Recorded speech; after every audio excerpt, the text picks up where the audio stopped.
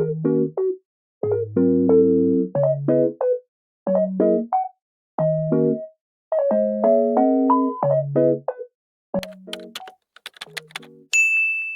guys, and welcome back to my channel.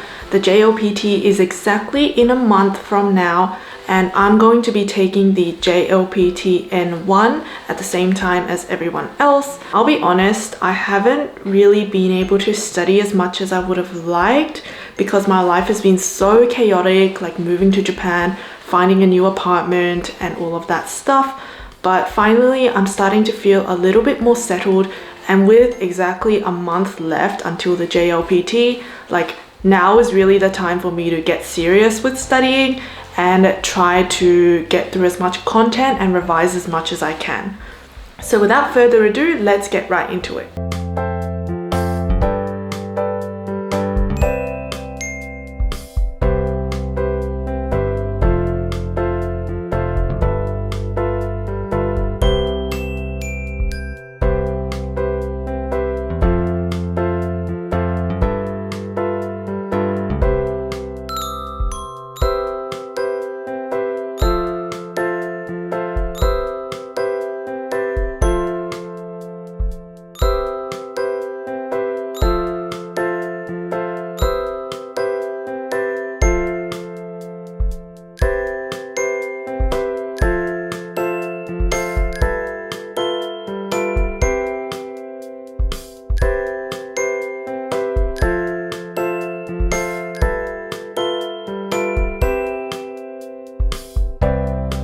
So I've been doing most of my JLPT prep with this book. I really like comprehensive learning materials where everything I need to know is in one place. Especially for N1, there's so much content that you need to know for the exam that it would be impossible to go searching around everywhere and buying a bunch of different books. So instead of doing that, I wanted just one book which had everything I needed to know inside. So this book comes with a huge list of vocabulary, grammar points, listening, and reading that you can practice through individual sections.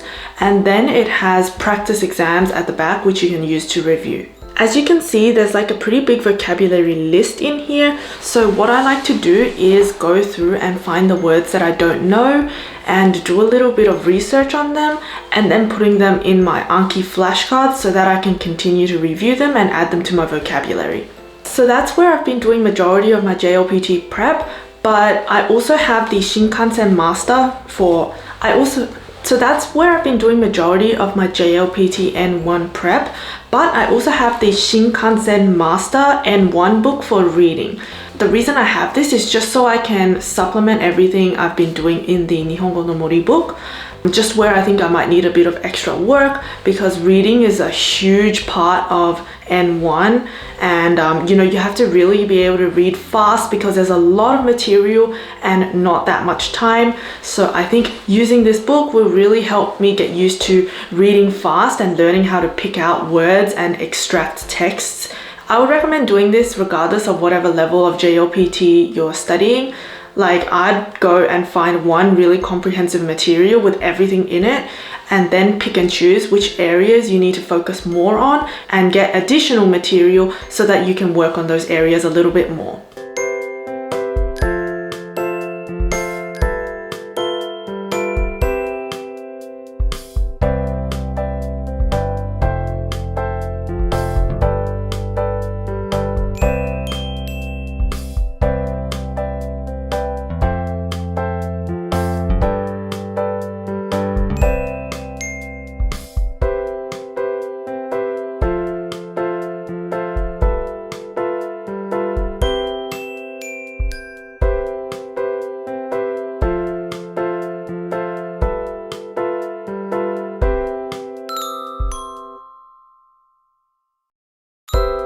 Before I start studying, what I like to do is set my phone on silent and I like to put it behind me somewhere I can't see it. I also have all of my notifications turned off except for urgent ones like phone calls because I don't want to feel myself getting into a reactive mode and feel the need to respond every time a notification comes in. By doing that, keeping my phone on silent, I'm not constantly thinking about checking it, and I'm checking my phone and responding to things when I want to and on my own terms, as opposed to feeling the need to do that whenever something comes in. That just helps me to keep my focus and attention span while I'm studying, so I'm not feeling the need to constantly check my phone. So I have a pretty clear idea of how I want to study in this remaining month. And for the past few months, I've been focusing very much on learning all the vocabulary because there's just so much vocabulary and kanji that you need to know for N1. So this month, I really want to focus on building my exam technique and skills, as well as focusing on learning all the grammar points. I've already started learning a couple gradually, just as I'm learning the material in the past few months. But in this final month, I'm really going to put my head down and focus on learning all the grammar too. So I think going through a couple each day. How I like to learn grammar is, as I'm learning it, I like to form my own example sentences. So by doing that, I can understand how the grammar point is used and in what context it appears in. So that helps it for me personally to stick into my head. And I like to do a lot of practice questions. So in the JLPT, there's ones where you have to pick which grammar goes in the blank, and then there's another one where you have to rearrange the sentence in order. So I like to do plenty of practice with that, as well as just the sentence writing on my own. I'm also going to spend a lot of time focusing on listening and reading, especially reading, because for JLPT N1, the texts can be very long and dense. So you only have very limited time to get through it, and what I want to do is learn how I can strategically manage my time so that I can allocate more time to the texts that perhaps are a little bit more difficult or longer and take more time to analyze compared to the shorter, easier ones. So that way I can make sure that I'm finishing the exam with enough leeway to go back and check my answers, as well as making sure that I don't have to rush through anything.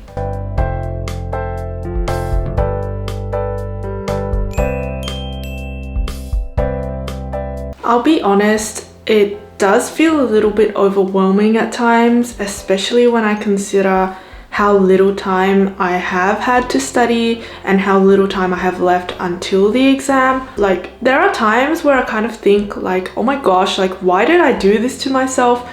You know, I've had so much going on in my life. I haven't even been studying Japanese for all that long. Like, why did I decide to take N1?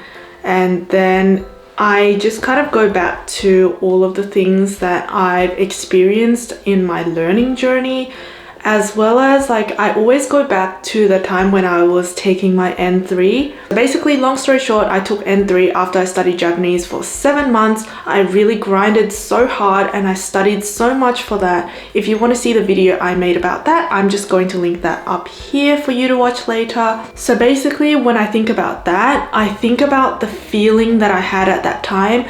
And it's been really reassuring for me to go back to that feeling, because I remember a month before that exam, I felt so unprepared. I had taken all this time to get through so much content, and I was basically going from zero. Like, I had started from zero. I think about that. I think about how I was feeling in the build up to the exam.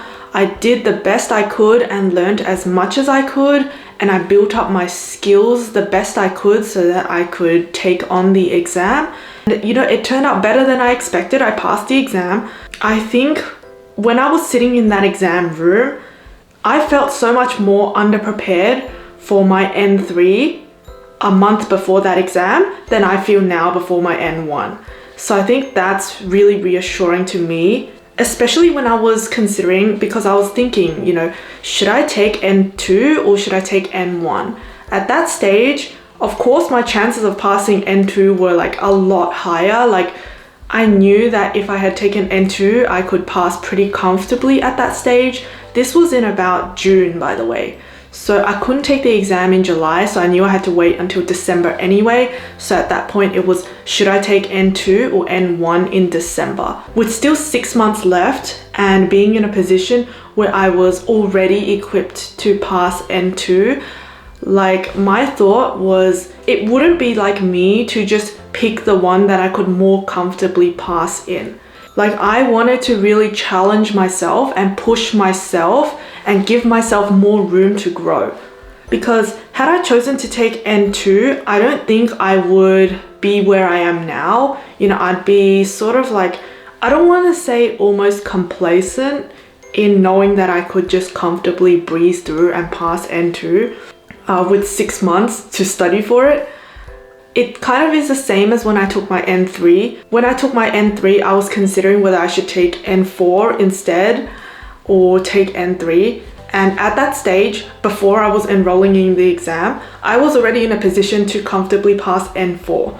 So I was like, again, with a couple of months to spare, if I can comfortably pass N4 where I am now, why don't I aim higher? So by setting the bar higher, I'm giving myself more room to grow and I'm pushing myself into a position where I have to grow into being someone who can pass the exam. I've kind of been approaching N1 with the same mindset that, I've got all of this space to grow. It's like an opportunity for me to keep growing and keep learning and just improving and building my Japanese. I'm feeling pretty good about the exam. I know that where I am now is not where I'm going to be by the time of the exam. By knowing that, I know by the time the exam comes by, I will become someone who is better equipped to take the exam and has a higher chance of passing the exam by then than I do presently. Yeah, just thinking like that is really reassuring to me, and I think that goes for anyone who's considering what level of JLPT to take in the future, or whether you're preparing for a JLPT right now. Just know that where you are presently is not where you're going to be by the time the exam comes by, because you're going to be doing so much better by then compared to where you might be now, because you've got time, you're still studying, you're still working, and you're going to improve between now and the exam.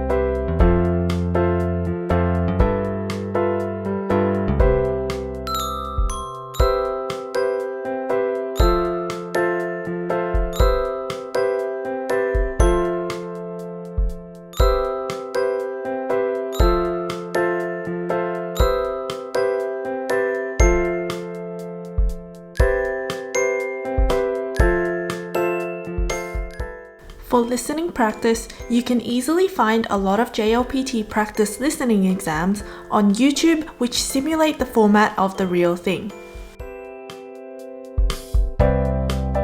テレビで女の人が話しています。最近は珍しい外来種の動物や虫などを飼う人も多いようです。While studying for the JLPT, sometimes it can be so easy to just focus on reading, writing, and listening while neglecting speaking entirely. Just because speaking isn't assessed on the JLPT, it's actually just as important, which is where today's sponsor, TalkLingo, can help you. TalkLingo is a language learning app that will connect you with native speakers and language learners all around the world for you to practice your conversation skills. Sometimes when you're learning a language, it can be so difficult to find a speaking partner depending on where you live. When I lived in Australia, I had such a difficult time meeting Japanese speakers and finding communities. But fear not, because with TalkLingo, you can be part of their global community. TalkLingo has an online chat room learning mode which you can use to simulate real-life conversations as well as play fun, engaging language learning games in a relaxed environment. No matter your level, you'll be able to find a suitable language partner within this unique community. Language exchange is truly invaluable while you're learning a language, so be prepared to watch your language abilities soar once you get out of your comfort zone and begin to put into practice everything you've learned. Besides Japanese, there are dozens of languages available, such as French, Spanish, German, and many more. Download the TalkLingo app via the link in the description, or get started via the Google Play Store or the App Store. So I recently started doing practice exams for my N1, and I want to talk a little bit more about this. I would highly recommend doing practice exams when you're preparing for the JLPT, because this will give you a good idea of how you're going to do perhaps on the actual exam, as well as gauge where you are in terms of knowledge, time management, as well as identifying any areas of weakness that you might need to improve on and polish up in preparation for the exam. I also strongly believe that there is an ideal time frame for when to do exams when you're preparing for the JLPT, and this is what I found to personally work for me. When it comes to taking the JLPT, what I found personally works for me is to do practice exams beginning from a month before the exam and not after a week before the exam. And the reason I say that is because when you're taking practice exams right before the actual exam date, you're sort of performing under pressure. You're putting extra pressure on yourself to perform. In the final week, what I would recommend doing instead of practice exams is to do more practice questions as opposed to the entire exam instead.